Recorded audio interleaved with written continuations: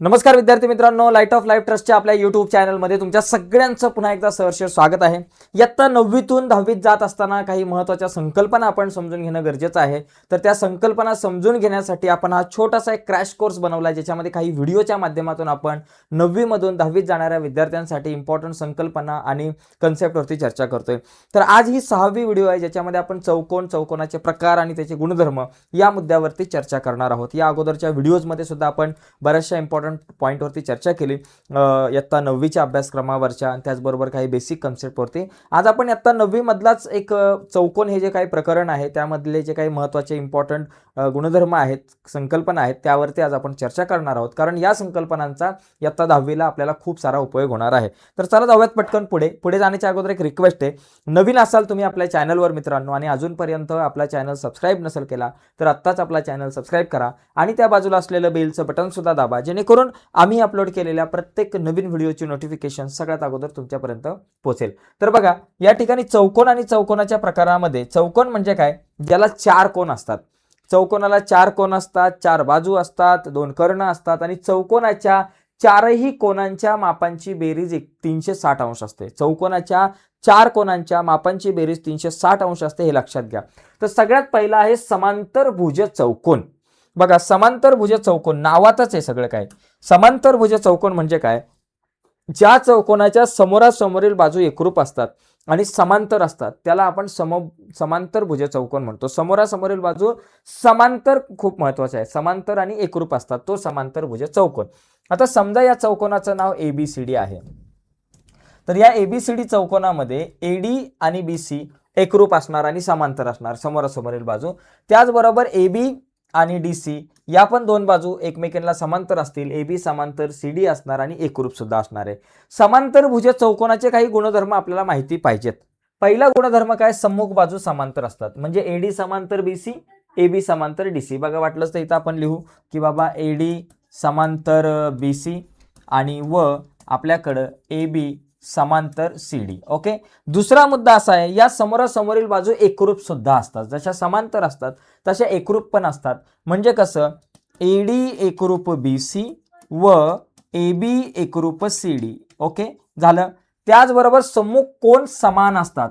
सम्मुख कोन म्हणजे काय, समोरासमोरील कोन. समांतरभुज चौकोनाचे समोरासमोरील कोन एकरूप असतात. जसा A आणि C हे दोन जे कोन आहेत ते समोरासमोरील कोन आहेत, आणि हे दोन्ही कोन कसे असणार, एकरूप असणार. कोन A एकरूप कोन C व त्याचबरोबर कोन B आणि D हे सुद्धा एकमेकांच्या समोर आहेत, म्हणून कोन B एकरूप कोन D हे दोन कोन सुद्धा एकरूप झाले. त्याचबरोबर लगतचे कोन म्हणजे शेजारचे जे कोन आहेत ते परस्परांचे पूरक असतात. लगतचे कोन हे परस्परांचे पूरक असतात. पूरक म्हणजे काय, त्या कोनांच्या मापांची बेरीज 180 अंश असते. जसं कोन B अधिक C जर तुम्ही केलं, तर तिसरा मुद्दा, चौथा मुद्दा तुम्ही म्हटलं कोन B अधिक कोन C म्हटलं तर ते 180 अंश येईल. त्याचबरोबर कोन A अधिक B म्हटलं तरी 180 अंश येणार. D अधिक C म्हटलं तरी 180 अंश येणार, आणि A अधिक D म्हटलं तरी 180 अंश येणार. म्हणजे लगतचे कोन जे आहेत ते एकमेकांचे पूरक असतात, त्यांच्या मापांची बेरीज 180 अंश असते. त्याचबरोबर कर्ण, आता बाकी मी जरा रफ करतो. कर्ण परस्परांना दुभागतात, एकमेकांना दुभागतात. समजा आपल्याकडे ABCD हा आपल्याकडे एक समांतरभुज चौकोन आहे. तर AC हा कर्ण आणि BD हा कर्ण, हे दोन कर्ण एकमेकांना दुभागतात. समजा हे दोन कर्ण एकमेकांना O या बिंदूमध्ये छेदत असतील तर या ठिकाणी AO आणि OC एकरूप असणार, आणि त्याचबरोबर BO आणि OD एकरूप असणार, कारण कर्ण परस्परांना दुभागतात. ओके. त्याचबरोबर क्षेत्रफळ, समांतरभुज चौकोनाचे क्षेत्रफळ पाया गुणिले उंची असते. तर मी थोडा बाजूला होतो, याचा जर तुम्हाला स्क्रीनशॉट हवा असेल तर तुम्ही घेऊ शकता. अतिशय महत्त्वाचा मुद्दा आहे. समांतरभुज चौकोन आणि त्याचे गुणधर्म आपण बघितले. यानंतर पुढचा एक चौकोनाचा प्रकार आहे तो म्हणजे समभुज चौकोन. ओके. समभुज चौकोन मित्रांनो, नावातच सगळं काही आहे. समभुज चौकोन, समजा ABCD हा समभुज चौकोन आहे. बघा, समभुज चौकोन म्हणजे काय, ज्याच्या सगळ्या बाजू एकरूप असतात त्या चौकोनाला आपण समभुज चौकोन म्हणणार. म्हणजे या चौकोनामध्ये AB एकरूप BC एकरूप CD एकरूप AD असणार. ओके. तर पहिला मुद्दा, सर्व बाजू एकरूप असतात. याची व्याख्या अशी सुद्धा करता येते, ज्या समांतरभुज चौकोनाच्या सगळ्या बाजू एकरूप असतात त्याला तुम्ही समभुज चौकोन म्हणतो. म्हणजे समभुज चौकोनाचे सगळे गुणधर्म समांतरभुज चौकोनाचे सगळे गुणधर्म समभुज चौकोनाला अप्लाय होतात. म्हणजे काय, ज्या समांतरभुज चौकोनाच्या सगळ्या बाजू एकरूप त्याला समभुज चौकोन आपण म्हणतो. बघा आता याच्यानंतर पुढचा मुद्दा, कर्ण परस्परांचे लंब दुभाजक असतात. समभुज चौकोनाचे कर्ण जे आहेत ते परस्परांचे लंब दुभाजक असतात. म्हणजे परस्परांना लंब पण असतात आणि एकमेकांना दुभागतात सुद्धा. ओके, एकमेकांना काय करतात, दुभागतात सुद्धा. लंब सुद्धा असतात आणि एकमेकांना दुभागतात सुद्धा. म्हणजे इथं 90 मापाचा कोन या ठिकाणी होणार आणि समजा इथं ओ बिंदू असेल, दोघं जण एकमेकांना ओ बिंदू छेदत असतील तर एओ एकरूप सीओ, त्याचबरोबर बीओ एकरूप डीओ असणार. ओके, एवढं लक्षात ठेवायचं आहे. ओके, बीओ एकरूप डीओ आणि त्याचबरोबर या ठिकाणी एओ एकरूप सीओ असं असणार आहे. कर्ण परस्परांचे लंब दुभाजक असतात. त्यानंतर सम्मुख कोन एकरूप असतात. म्हणजे सम्मुख कोन एकरूप असतात म्हणजे मगाशी आपण बघितलं समांतरभुज चौकोनाचे सुद्धा सम्मुख कोन एकरूप असतात. याचे सुद्धा सम्मुख कोन एकरूप असणार. ए बी सी आणि डी म्हटलं तर कोन ए एकरूप कोन बी ए एकरूप कोन सी असणार आणि कोन बी एकरूप कोन डी असणार. ए आणि सी एकरूप, बी आणि डी एकरूप. सम्मुख कोन, समोरासमोरील कोन हे एकरूप असतात. त्याच्यानंतर लगतचे कोन परस्परांचे पूरक असतात. बघा समांतरभुज चौकोनाचे लगतचे कोन सुद्धा पूरक असतात.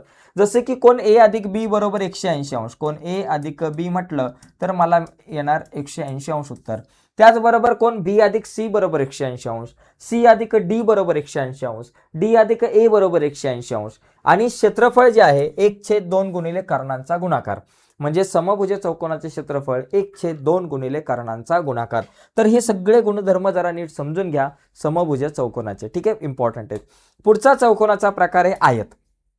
आयत म्हणजे काय, आयत म्हणजे बघा ज्या चौकोनाचे सगळे कोन काटकोन असतात, 90 मापाचे असतात, त्याला आपण आयत म्हणतो. बघा इथं सगळे कोन जे आहेत ते 90 मापाचे आहेत, तो झाला आयत.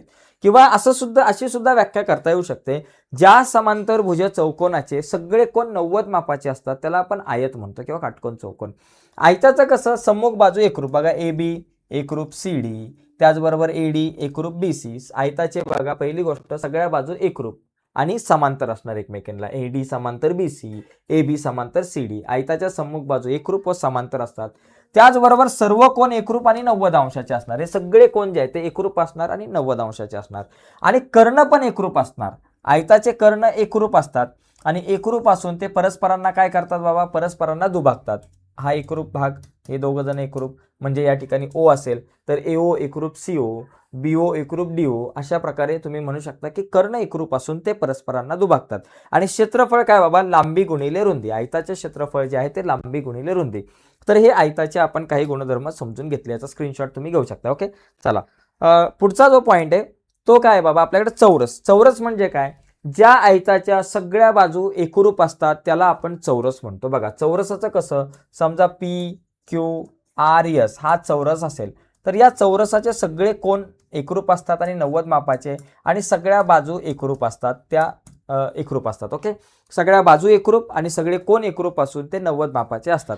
गुणधर्म काय बाबा, या ठिकाणी गुणधर्माचा जर विचार केला तर पहिला गुणधर्म आपल्याकडे इथं आहे की चौरसाच्या सर्व बाजू एकरूप असतात. ओके, सगळ्या बाजू एकरूप आहे. म्हणजे पी क्यू एकरूप, क्यू आर एकरूप, एस आर एकरूप, पी एस. सर्व कोन एकरूप असून ते 90 अंश मापाचे असतात आणि कर्ण एकरूप असून परस्परांचे लंब दुभाजक असतात. आता हे कर्ण जे आहेत, हा कर्ण पी आर आणि कर्ण क्यू एस हे एकरूप आहे आणि एकरूप असून इथं लंब सुद्धा असणार आणि परस्परांना दुभागणार सुद्धा. ओके, एवढं लक्षात घ्या. आणि क्षेत्रफळ काय, बाजूचा वर्ग. म्हणजे इथं चौरसाचे क्षेत्रफळ बाजू वर्ग, साइड स्क्वेअर म्हणजे बाजूचा वर्ग, हे चौरसाचं क्षेत्रफळ जे आहे त्याचं सूत्र आहे. ओके, तर हे गुणधर्म आपण जरा समजून घेतले. 4च गुणधर्म आहेत इम्पॉर्टंट. याच्यानंतर पुढचा एक प्रकार आहे आपल्याकडे, तो म्हणजे समलंब चौकोन. जे इम्पॉर्टंट प्रकार आहेत ज्याचा उपयोग आपल्याला आता 10वीला असणार आहे, असेच महत्त्वाचे प्रकार आपण बघणार आहोत. त्याच्यातला हा समलंब चौकोन. समलंब चौकोनाचा जर विचार केला, पी क्यू आर एस समलंब चौकोन. समलंब चौकोनामध्ये बाजूंची एकच जोडी समांतर असते. समलंब चौकोनामध्ये बाजूंची एकच जोडी समांतर असते, दुसरी समांतर नसते. याला आपण समलंब चौकोन म्हणतो. आणि या समलंब चौकोनामध्ये बघा क्षेत्रफळ जे आहे 1/2 गुणिले समांतर बाजूंची बेरीज गुणिले उंची. समांतर बाजूंची बेरीज म्हणजे पी एस अधिक, समजा याचं जर क्षेत्रफळ म्हणायला गेलं तर 1/2 गुणिले समांतर बाजूंची बेरीज म्हणजे PS अधिक QR तुम्ही म्हणू शकताय, PS अधिक QR म्हणू शकताय आणि गुणिले उंची. आता इथं उंची काय दिलेली नाहीये, मग समजा मी इथं S आणि D इथं असा लंब टाकला तर SD काय होईल बाबा, इथं उंची होईल, SD ही एक उंची होईल. ठीक आहे, तर अशा प्रकारे आपण समलंब चौकोन जो आहे तो आपण समजून घेऊ शकतो. याचा स्क्रीनशॉट तुम्हाला हवा असेल तर तुम्ही घेऊ शकता. ओके, याच्यानंतर सुद्धा आणखी काही पतंग हा एक प्रकार आहे, पण त्याचा आता 10वीला जास्त उपयोग नाही. आपण आता 10वीच्या अनुषंगाने ज्या चौकोनांचा उपयोग आपल्याला जास्त आहे ते चौकोनाचे प्रकार आणि गुणधर्म आपण बघितले. एक समांतरभुज चौकोन बघितला, त्याच्यानंतर आपण आयत बघितला, चौरस बघितला, समभुज चौकोन आणि समलंब चौकोन, असे 5 प्रकार पाहिलेले आहेत. तर आजच्या या चर्चेमध्ये मित्रांनो इथेच आपण थांबूयात. नक्कीच तुम्हाला व्हिडिओ आवडले असेल तर व्हिडिओला लाईक करा. नवीन असाल तुम्ही आपल्या चॅनलवर, अजूनपर्यंत चॅनल सबस्क्राईब नसेल केला तर आत्ताच आपला चॅनल सबस्क्राईब करून त्या बाजूला असलेलं बेलचं बटन दाबायला विसरू नका. धन्यवाद मित्रांनो, बाय सर्वांना.